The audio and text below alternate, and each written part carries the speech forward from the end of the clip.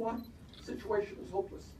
You can't beat the Koch brothers. You can't beat the billionaires. You can't win. I'm giving up. That is exactly what they want us to believe. And I beg of you, do not enter that world of despair. We can win this fight if we stand together.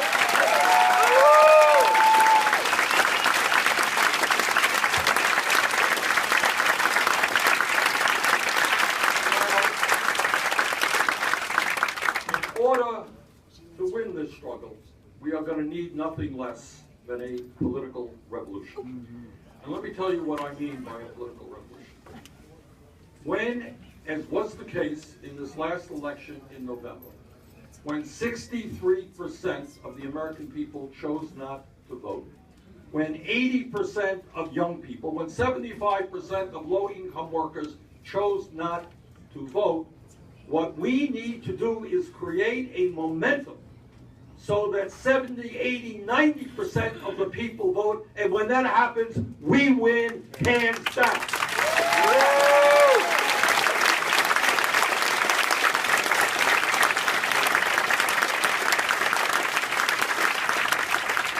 We need real campaign finance reform.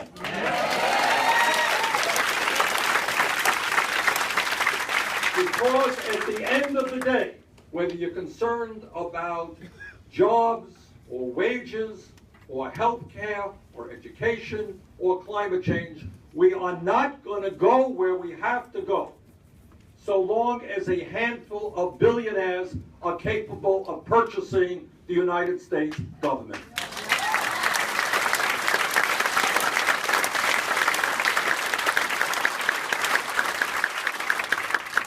To my mind, Citizens United will go down in history as one of the very worst, most disgraceful decisions ever made by the U.S. Supreme Court.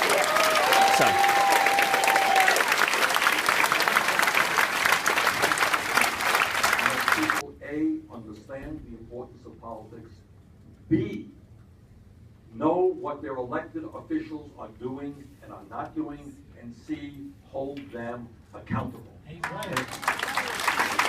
don't know that. If people don't know that, Republicans could pass a budget as they did last week, and I speak as the ranking member of the Budget Committee, a budget which threw 27 million Americans off of health insurance, cut Pell Grants by $90 billion over a 10-year period, making it harder for kids to go to college, and then gave huge tax breaks to the wealthiest people in America. But if people are not involved and thinking politically, and if we don't have a media which reports this information, people are not going to know what's going on. That's not true.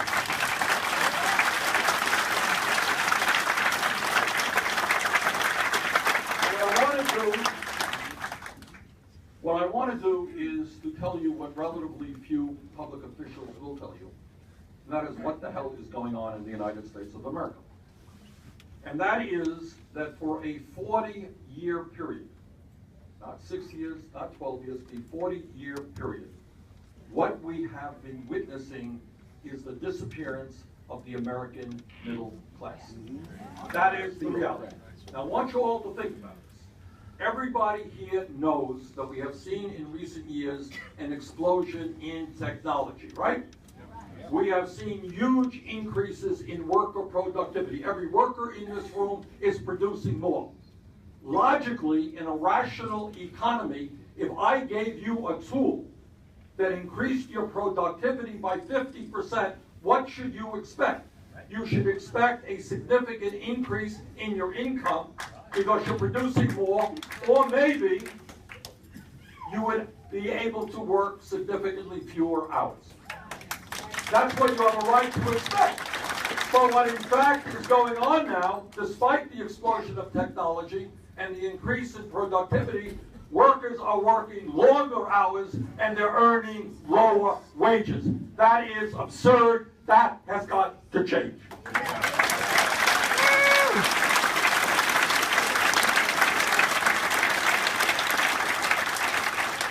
Now the newspapers tell you that nationally, unemployment is at about 5.5%. That's official unemployment. Well, there is another government statistic out there.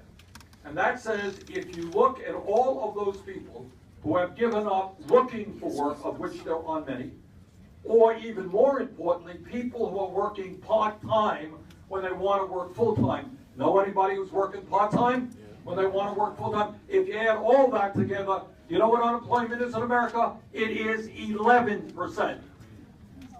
When you talk about unemployment, you know what we never talk about is youth unemployment. Never talk about it. That is 17%. We never talk about African American youth unemployment, which is off the charts.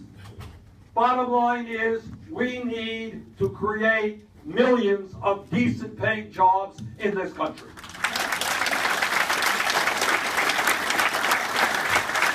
Adjusted dollars made $783 less last year than he did 42 years ago, and that median woman worker earned $1,300 less last year than she did in 2007. And that means that the working class of this country is on the move. Problem is, we're moving in the wrong direction.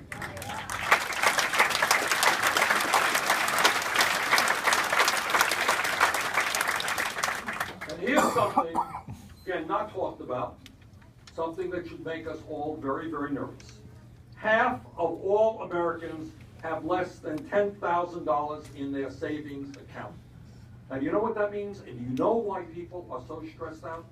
If you have less than $10,000, that means an automobile accident, a divorce, a serious illness, a crisis of one kind or another can drive you into bankruptcy and financial disaster. So what you have, and you can see it in people's faces all over America, they are scared to death.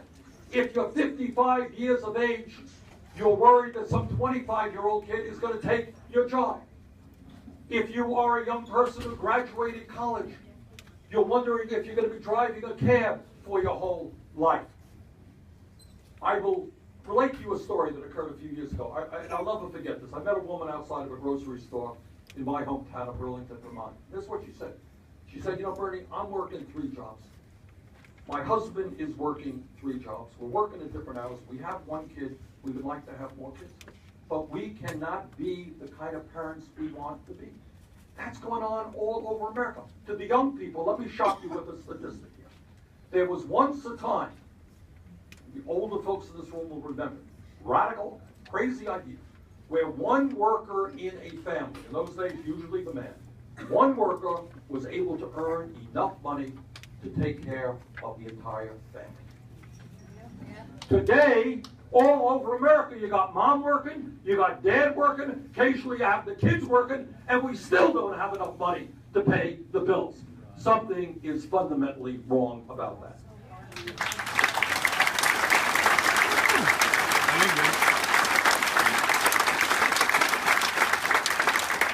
When we talk about the decline of the middle class, there are a lot of reasons why one can go on for hours and hours.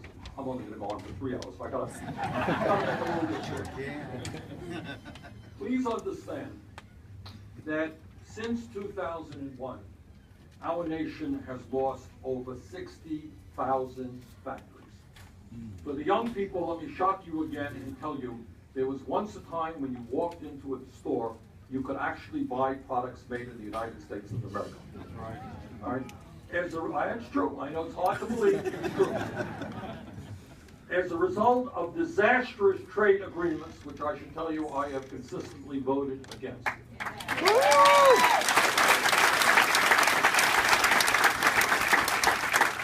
Trade agreements like NAFTA, CAFTA, and permanent normal trade relations with China, which essentially said to American workers, okay, you're going to now have to compete against people in China who make $1 or $2 an hour. That's your competition. And we are going to shut down the factory and move there because we can make more money. But if we stay here, by the way, you better take a cut in your health care benefits, take a cut in your wages. And the result of all of that has been a race to the bottom. I'll tell you, not a funny story. A couple of years ago, there was a piece in the paper And it pointed out that in Lexington, Kentucky, General Electric was in fact expanding manufacturing jobs, a couple of hundred new jobs. That was good news. And they asked the guy from GE, they said, well, how does it happen? Why are you doing this? You know, you've been to China, you're all over the world. Why are you bringing jobs back to Louisville? And he said, well, you know what? America is now becoming competitive with the rest of the world community. In other words, wages and benefits have gone down so much that we are now competitive with China. Our job is not to be competitive with China. Our job is to see China's wages go up, not our wages go down.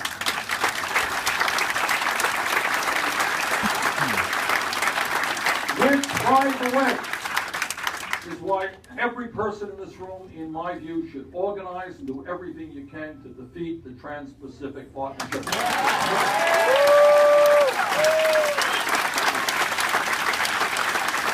It is the same old, except it may even be worse. All right, let me talk a moment about something that I know everybody in this room, especially the young people, are concerned about, and that's education. I think everybody here knows that to be educated, intellectual pursuit, is part of what makes us human. But in addition to that, we are in a highly competitive global economy, and common sense suggests that we have to have the best educated workforce in the entire world. 30 years ago in the United States, the United States led the world in terms of the percentage of our people who graduated college. Today, we are in 12th place. Today, all over this country, in every state in the Union, you have young people who are saying, you know what? Yeah, I'm smart. Yeah, I really would like to go to college, but I don't want to leave school $60,000, $70,000 in debt in an unstable economy. I'm not going. So think of what that means to our country, in that we're wasting the intellectual capital of so many bright young people. And then on top of that, you have millions of people who have graduated college and are now deeply in debt. I talked to a woman in Burlington, Vermont, 6 months ago. Her crime was that she went to medical school and is now practicing medicine with low-income people, primary health care. Exactly what we need, because we have a crisis in terms of the need of primary health care physicians. She's doing exactly what our country needs. She graduated medical school, $300,000 in debt. So what we are doing, in a sense, is saying to the young people of this country that we're going to do everything we can to make it as hard as possible for you to get an education. That is crazy. Within the next month, I will introduce legislation that will make every public college and public university tuition free.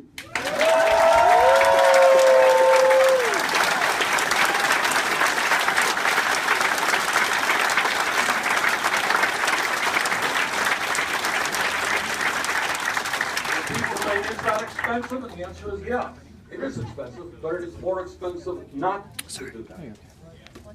And maybe at a time when my Republican friends just decided to put another $38 billion into the military, maybe we can cut military spending a little bit and put it into education.